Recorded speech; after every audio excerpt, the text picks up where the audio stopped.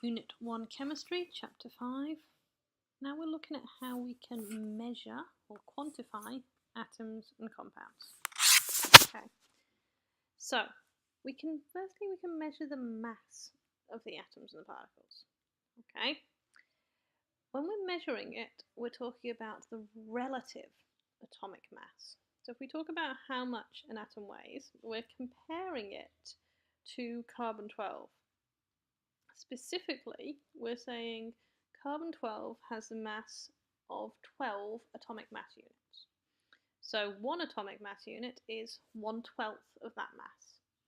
We use carbon-12 because it's got 6 of everything. 6 protons, 6 neutrons, 6 electrons.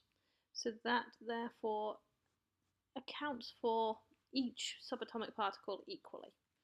It's also very abundant, which helps because it's in a lot of compounds, so therefore it's very relevant. Okay, so we can find the relative atomic mass of an atom.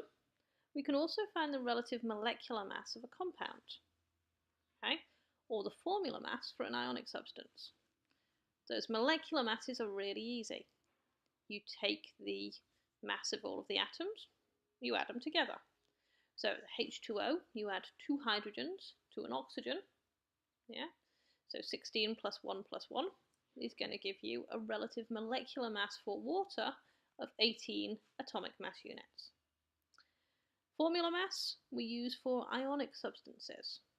Okay, you can't work out the mass of the whole lattice because you don't know how many anions and cations are in it, but you can work out the mass where you've got the relative mass based on the formula, so based on the ratio of anions to cations in the formula. So sodium chloride, a 1-to-1 ratio, would be 23 plus 35.5 for the sodium and the chloride. Okay. Now, as we looked at back in the first chapter, many elements have isotopes, okay, which means that they have different varieties of the element which have a slightly different mass because they've got different numbers of neutrons. Okay. Carbon has got 3 isotopes. Carbon-12, which of course has a mass of 12 exactly. Carbon-13 has a slightly bigger mass.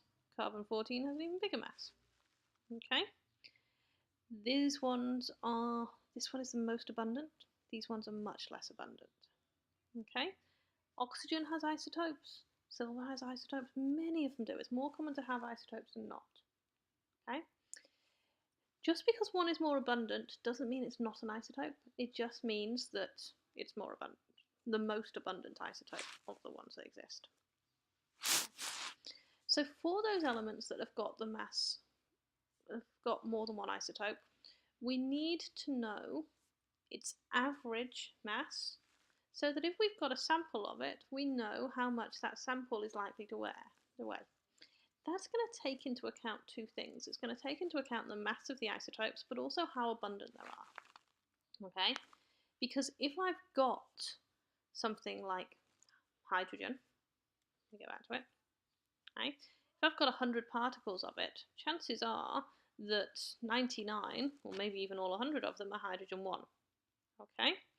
Whereas if I've got silver, and I've got 100 particles, probably 51 of them about are going to be silver 107, and 48 of them are going to be about silver 109. So in this case, I need to take into account both of these weights in almost equal proportions. In this case, I'm only accounting for a tiny little bit of these masses because they've only got a tiny little bit of abundance. Okay, so the average masses are what you'll find on the table. But sometimes you'll get a different sample which has got different percentages in it. So you need to work it out as well. Okay? We need to know 2 things to do that. We need to know the mass of each isotope and its relative abundance, which quite often we'll be reading off a graph. What we would then do is multiply the relative isotopic mass by its abundance, divide by 100, and then add those results for each isotope together. So for instance, for magnesium, okay, it's got 3 isotopes, which have got relative isotopic masses of 24, 25, and 26, and these are their percentage abundances. Okay, So for each one, we would multiply its isotopic mass by the percentage abundance and divide by 100, and we would get these three values. We then add them up, and we get an average mass of 24.02. We then make sure we do a bit of a common sense check. Okay, this answer should be somewhere within the range of these isotopes. If this came out as 12, or if this came out as 79, then you know you've done something wrong, because the average mass is going to be close to the range in which the isotopes are, because that's what it's the mass of. Okay. Sometimes you might need to go a bit in reverse, find the percentage composition of one isotope. Okay, it's pretty easy.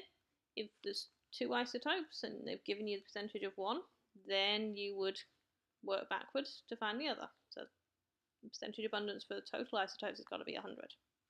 Okay. Sometimes you might need to go a little bit further than that though. If you haven't got the isotopic mass for either, or if you haven't got the percentage abundance for them, then we need to do just a little bit of algebra. Okay. So, for instance, if we are told that there are two isotopes with relative isotopic mass for chlorine, one's got 37 atomic mass units, the other one is X. Okay. If chlorine has a composition of 25% and X is 75%, well then we can sub X in to this equation. We know the average is 35.5. Okay. And we can then work through our calculation. So we know 37 times 25 plus 75 to X over 100 is going to equal 35.5. Okay, so we therefore know that 925 plus 75x is going to equal 3,550. So we can find that 75x is equal to 2,625. And therefore we can find that x is going to be equal to 2,625 over 75, which is 35. So we therefore now know the mass of isotope X is 35 atomic mass units. The other thing we can do is find the percentage abundances. Now if they've given you one and you've got to find the other, as we said, that's easy. But if we don't know them, then we remember, and we can only do this by the way if there's only two isotopes that we're looking at, but we remember that the total of them has to be 100. So we'll say, for boron, let's let the abundance of B10 be X. So B11 has to be 100 minus X. We know the average relative atomic mass is 10.8. So we know 10.8 is going to be equal to 10 times X plus 11 times 100 minus X. Because remember we said the abundance of isotope 11 was 100 minus X. And then divide by 100. So multiply everything out by 100, we find that 1080 is equal to 10x plus 1100 minus 11x. So we can therefore find that 10x minus 11x is going to give us negative x. Yeah. So 1080 equals 1100 minus x. So x is equal to that minus that, which equals 20. We look back, we say, ah yes, X was the abundance of boron 10, so the abundance of boron 10 is 20%. And the abundance of boron 11, well remember that was 100 minus X, so 100 minus 20 is 80.